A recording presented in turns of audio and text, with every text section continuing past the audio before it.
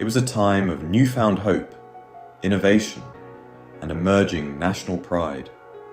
In the skies of Canada, one vision soared higher than any other: a sleek white jet fighter, a Canadian masterpiece known as the Avro Arrow. Meant to be the vanguard against the looming Soviet threat, it symbolized the ambitions of a young, bold Canada on the world stage. Post-World War II, the world was split. The Cold War was in full swing, and the Soviet Union had the power to send nuclear-armed bombers over the Arctic straight to North America. Canada needed an answer, and it was the Avro Arrow that would serve as their shield. Canadian engineers were handed a monumental task: create an aircraft capable of Mach 2 speeds, soaring 50,000 feet into the air, intercepting bombers before they ever reached Canadian soil. And they did. In a record-breaking timeline, by October 4th, 1957, the Avro Arrow CF-105 took its first public flight. And Canada looked to the skies with pride, but on the very day the Arrow was unveiled, the Soviets launched something else into the skies. Sputnik 1, the world's first satellite. It was a moment that rewrote the rules of the Cold War. With missiles becoming the new threat, many in power believed the Arrow was obsolete, dead on arrival. Richard Mayne, Chief Historian, Royal Canadian Air Force, says, "The timing couldn't have been worse. Strategic thinkers of the time saw missiles as the future. Bombers like the Arrow, they thought, would be useless against this new push-button warfare." It was an idea that didn't hold, but it was enough to change the course of history for the Arrow.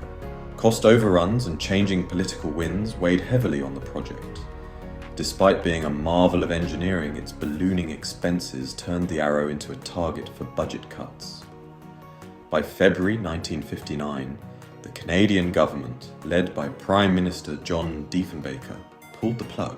In a move that shocked the nation, 5 Avro Arrows were ordered destroyed, erasing almost every trace of Canada's aerospace achievement. With the Arrow's destruction, stories took on a life of their own. Could Canada have created a plane to rival America's finest? Did intelligence agencies mislead Canada into killing the project? Even Alan Barnes, a senior fellow at Carleton University, points to lasting conspiracy theories. People wanted to believe it was more than a simple budget cut. They think perhaps America pressured us, or that intelligence reports were manipulated to justify the end of the Arrow. The reality is complex, but the mystery kept the Arrow alive in Canadian minds. Although the Arrow was lost, its legacy wasn't. Some engineers moved on to NASA, working on projects as ambitious as the Apollo moon landings.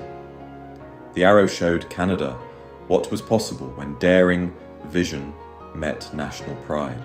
In 2018, remnants of the Arrow, test models from the 1950s, were recovered from Lake Ontario. John Basinski, who funded the search, reflected on this recovery as more than just history. John Basinski says, "To me, those models represent the spirit of a generation who thought Canada could lead, could push boundaries.